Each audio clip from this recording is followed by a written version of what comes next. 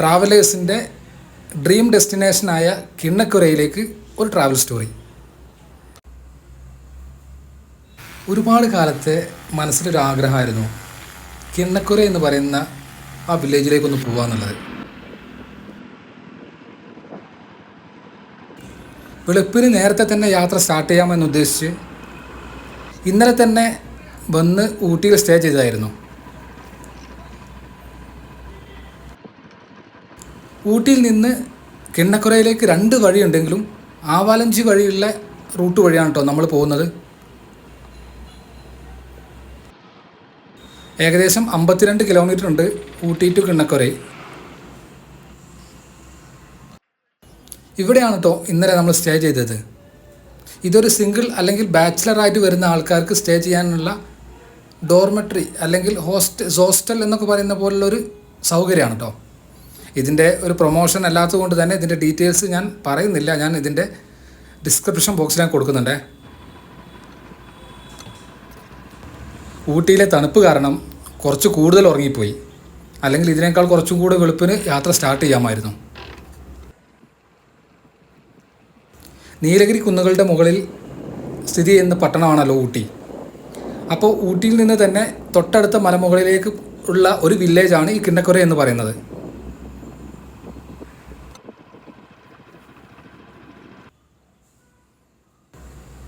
യാത്ര ചെയ്ത് കുറച്ചങ്ങോട്ട് പോയപ്പോൾ ഒരു ചായ കുടിക്കാമെന്ന് കരുതിയിട്ട് ഒരു ചായക്കടയുടെ മുമ്പിൽ വണ്ടി നിർത്തി. അതിന് ചുറ്റും നല്ല തേയിലത്തോട്ടങ്ങളായിരുന്നു. ആ തേയിലത്തോട്ടങ്ങളുടെ കുറച്ചപ്പുറത്ത് ഒരു ചെറിയ ആൾക്കാർ താമസിക്കുന്ന ഒരു ചെറിയൊരു ഏരിയയും. റോഡിൻ്റെ വീതി നല്ല കുറവ് തന്നെയാണ് കേട്ടോ. ഒരു ബസ്സൊക്കെ വന്നു കഴിഞ്ഞാൽ, വലിയ വണ്ടികൾ വന്നു കഴിഞ്ഞാൽ സൈഡെടുത്ത് പോകാൻ കുറച്ച് കഷ്ടപ്പാട് തന്നെയാണ്. എനിക്കെന്തോ ഈ തമിഴ്നാട്ടിലെ ഈ ട്രാൻസ്പോർട്ട് ബസ്സുകളോട് വല്ലാത്തൊരു ഇഷ്ടമാണ് കേട്ടോ. അതിൽ പഴയ തമിഴ് പാട്ടുകളൊക്കെ കേട്ട് യാത്ര ചെയ്യുന്നതിൻ്റെ ഒരു ഫീല് ഒരു വല്ലാത്ത ഫീല് തന്നെയല്ലേ.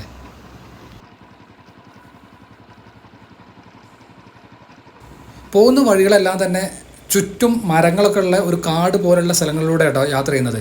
അതുകൊണ്ട് തന്നെ ഈ സ്ഥലത്തൂടെ യാത്ര ചെയ്യുമ്പോൾ വല്ലാത്തൊരു ഫീലാണ്.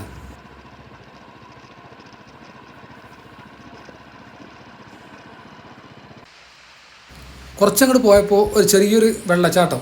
മഴക്കാലമല്ല, അതുകൊണ്ട് തന്നെ വെള്ളമൊന്നും കൂടുതലില്ല. എന്നാലും അത് പോകുന്ന വഴിയിൽ അതും കൂടെ ഒന്ന് കണ്ട് അവിടെ ഇറങ്ങി അതിൻ്റെ അടുത്ത് പോയിട്ട് ഒരു വീഡിയോ ഒക്കെ എടുത്തിട്ട് വരാമെന്ന് കരുതി.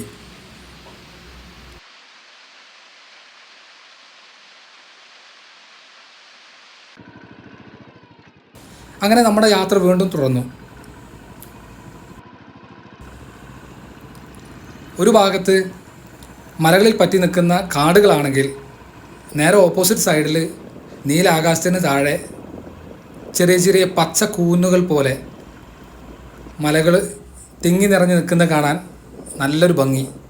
അതിലൂടെ യാത്ര ബൈക്ക് ഓടിച്ചോ അല്ലെങ്കിൽ യാത്ര ചെയ്തു പോകുമ്പോൾ ഒറ്റയ്ക്ക് പ്രത്യേകിച്ചും പോവുകയാണെങ്കിൽ നമുക്ക് എല്ലാം മറന്നൊരു യാത്ര ചെയ്യാനുള്ള വളരെ മനസ്സിന് വളരെ സന്തോഷം തരുന്ന ഒരു കാര്യമുണ്ടാകും.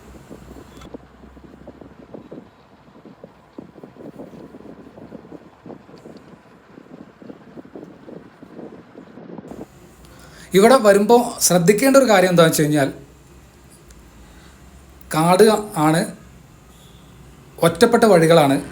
വണ്ടികളൊക്കെ എപ്പോഴെങ്കിലും മാത്രമാണ് തിരിച്ചു വരുന്നത് അല്ലെങ്കിൽ കൂടെ വരുന്നത്.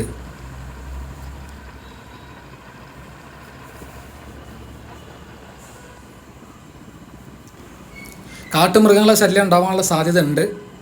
പ്രത്യേകിച്ചും ബൈസൺ, നമ്മുടെ കാട്ടി എന്ന് പറയുന്ന ആ പോത്തുണ്ടല്ലോ, കാട്ടുപോത്ത് എന്നൊക്കെ നമ്മൾ പറയുന്ന കാട്ടി എന്ന് പറയുന്ന സാധനം, അത് റോഡിൻ്റെ വഴിയിലും സൈഡിലൊക്കെ ഒരുപാട് കാണാൻ പറ്റുന്നുണ്ട്.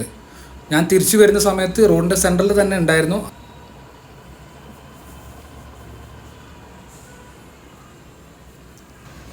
ഇവിടുത്തുകാർ പറയുന്നത് ആ കാട്ടി എന്ന് പറയുന്ന കാട്ടുപോത്ത് അത്ര അപകടകാരിയൊന്നുമല്ല.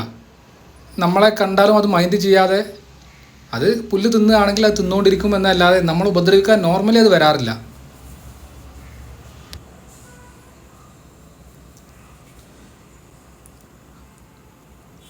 ഇതാണ് നമ്മൾ പറഞ്ഞ കിണ്ണക്കുര എന്ന് പറയുന്ന ആ ഒരു പ്രകൃതി സുന്ദരമായ ആ വില്ലേജ്.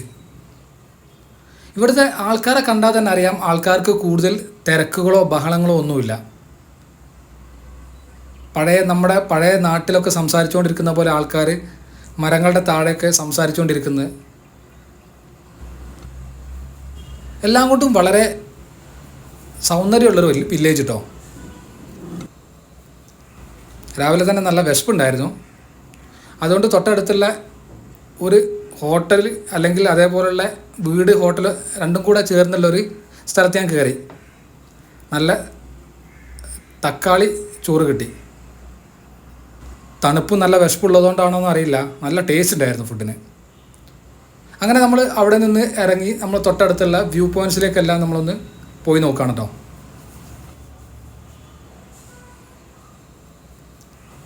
ഇനി നമുക്ക് വണ്ടി ഓടിച്ച് ഒരു വ്യൂ പോയിൻ്റ് ഉണ്ട്, അതിലേക്കൊന്ന് പോയി നോക്കാം. ഒരു ഓഫ് റോഡ് പോലെയുള്ള റോഡ് തന്നെയാണ്. ഒറ്റക്കാതിലൂടെ കയറി പോകുമ്പോൾ ഇതിനു മുമ്പ് ഞാൻ അങ്ങോട്ട് പോയിട്ടുമില്ല. അതുകൊണ്ട് തന്നെ ആൾക്കാരോട് ചോദിച്ചു, വണ്ടി കയറി പോകുമെന്നൊക്കെ പറഞ്ഞു. എന്തായാലും നമുക്കൊന്ന് പോയി നോക്കാം. എത്ര ദൂരം നമുക്ക് പോകാൻ പറ്റുമെന്ന് അറിയില്ല, ഒന്ന് പോയി നോക്കാം. വണ്ടി ഇത്ര ദൂരമേ വരുള്ളൂ. ഇവിടെ നിർത്തിയിട്ട് ഇവിടുത്തെ വ്യൂ ഒക്കെ ഒന്ന് നോക്കാം.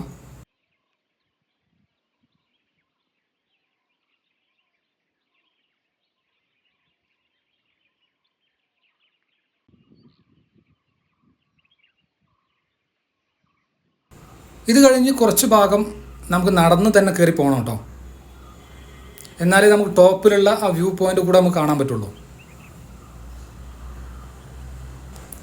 ഇതിലെ ഏറ്റവും കൗതുകകരമായ കാര്യം എന്താണെന്ന് വെച്ച് കഴിഞ്ഞാൽ, നമ്മളെല്ലാവരും കരുതുക കിണ്ണക്കുറ എന്ന് പറയുന്ന ഊട്ടിയിൽ നിന്ന് പോകുന്ന സ്ഥലം നമ്മുടെ കേരളത്തിൽ നിന്ന് ഒരുപാട് ദൂരെ ആയിരിക്കും എന്നാണ് നമ്മൾ ചിന്തിക്കുക. പക്ഷേ ഇവിടുന്ന് നമ്മൾ കാണുന്ന ഈ സ്ഥലം ഉണ്ടല്ലോ, ഇത് മണ്ണാർക്കാട്, അട്ടപ്പാടി ആ ഏരിയകളെല്ലാം തന്നെ നമുക്ക് ഇവിടുന്ന് നോക്കിയാൽ കാണാൻ പറ്റും എന്നാണ് പറയുന്നത്. അട്ടപ്പാടിയിൽ നിന്നും, അട്ടപ്പാടിയിലെ തവലം എന്നൊക്കെ പറയുന്ന സ്ഥലത്ത് നിന്നും വളരെ കുറഞ്ഞ ദൂരെ ഈ സ്ഥലത്തേക്കുള്ളൂ. അതായത് ഈ മല ഇറങ്ങി നേരെ അപ്പുറത്തേക്ക് പോയി കഴിഞ്ഞാൽ നമുക്ക് അട്ടപ്പാടിയിലേക്ക് എത്താം.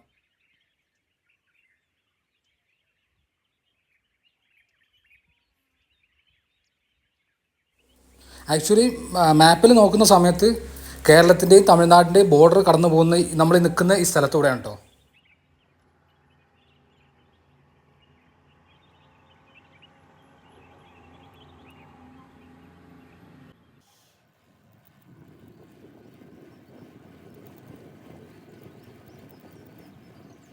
അങ്ങനെ ആ വ്യൂ പോയിന്റിൽ നിന്ന് മടങ്ങി അതിനുശേഷം ഹിരിയാസിഗിര എന്ന് പറയുന്ന കിണ്ണക്കരയിൽ നിന്ന് ഏകദേശം കുറച്ച് ദൂരം കൂടെ മുന്നോട്ട് പോയി കഴിഞ്ഞാൽ, 1-2 കിലോമീറ്റർ കൂടെ മുന്നോട്ട് പോയി കഴിഞ്ഞാൽ കാണുന്ന ഒരു വില്ലേജ് ഉണ്ട്.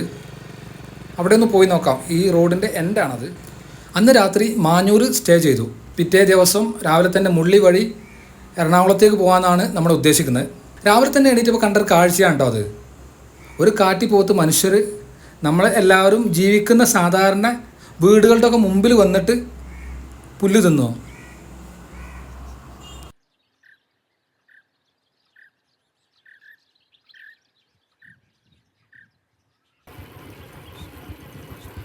ഈ കാണുന്ന മാഞ്ഞൂർ മുള്ളി റോഡ് ഏകദേശം ട്രാവലേഴ്സിനൊക്കെ, പ്രത്യേകിച്ച് ബൈക്ക് യാത്രക്കാർക്കൊക്കെ ട്രാവൽ ചെയ്യാൻ നല്ല ആഗ്രഹമുള്ളൊരു സ്ഥലം തന്നെയാണ്. ഇതിൽ ചെറിയൊരു വിഷയം എന്താണെന്ന് ചോദിച്ചു കഴിഞ്ഞാൽ, താഴെ മുള്ളിയിൽ നിന്ന് അട്ടപ്പാടിയിലേക്കുള്ള എൻട്രി ഇവർ നിരോധിച്ചിട്ടുണ്ട്. അത് കാരണം മുള്ളിയിൽ നിന്ന് നേരെ അട്ടപ്പാടിയിലേക്ക് പോകുന്നതിന് പകരം കുറച്ച് ചുറ്റിയിട്ട് വേണം നമുക്ക് തിരിച്ചു വരാൻ. അതുവഴി തന്നെ കാട്ടുവഴികളൊക്കെ പലരും ഇൻസ്റ്റാഗ്രാമിലും യൂട്യൂബിലെല്ലാം പോസ്റ്റ് ചെയ്ത് കണ്ടിട്ടുണ്ട്. പക്ഷെ അത് ഞാൻ ട്രൈ ചെയ്ത് നോക്കിയിട്ടില്ല.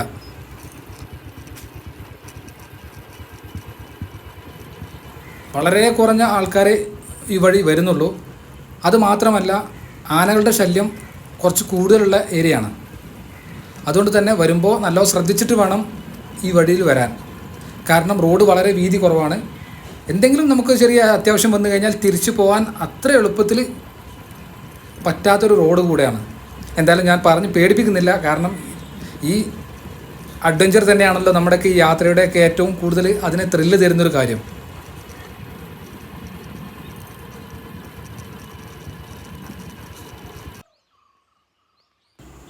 ഇതാണ് ഗദ്ദെ എന്ന് പറയുന്ന ഒരു ചെറിയൊരു വില്ലേജ് എന്നൊന്നും പറയാൻ പറ്റില്ല, കുറച്ച് വീടുകൾ മാത്രമുള്ള ഒരു സ്ഥലം.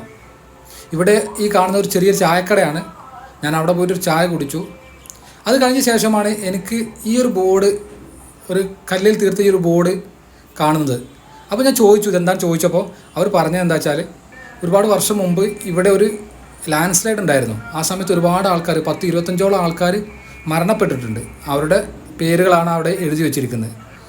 ഇവിടെ ഒരു വലിയൊരു ഡാമുണ്ട്, ഗദ്ദെ ഡാം എന്ന് പറയുന്ന ഒരു ഡാമുണ്ട്. ആ ഡാമിൻ്റെ പവർ ഹൗസാണ് നമ്മൾ ഈ കാണുന്നത്. ഇവിടെ 5 യൂണിറ്റുകളിലായിട്ട് 175 മെഗാവാട്ട് പവർ ഇവിടെ ഉൽപ്പാദിപ്പിക്കുന്നുണ്ട്. ഈ ഡാമിന് ഗദ്ദെ ഡാം എന്ന് തന്നെയാണ് അറിയപ്പെടുന്നത്. ഇതൊരു കാനഡയുമായിട്ടുള്ള ഒരു കൊളാബറേഷനിൽ ഉണ്ടാക്കിയ ഒരു ഡാമാണ്. ഇവിടെ നിന്നുള്ള വ്യൂ നല്ല അസാധ്യ വ്യൂ തന്നെയാണ്. അത് കഴിഞ്ഞ് നേരെ നമ്മൾ മുള്ളിയിലേക്ക്, ആ മലയിറങ്ങി മുള്ളിയിലേക്ക് നമ്മൾ താഴേക്ക് വരികയാണ്. വരുന്ന വഴിയിലെല്ലാം തന്നെ ആനപ്പിണ്ടം ഒരുപാട് കാണുന്നുണ്ട്. അതുകൊണ്ട് തന്നെ ചെറിയൊരു പേടിയുണ്ട് മനസ്സിൽ.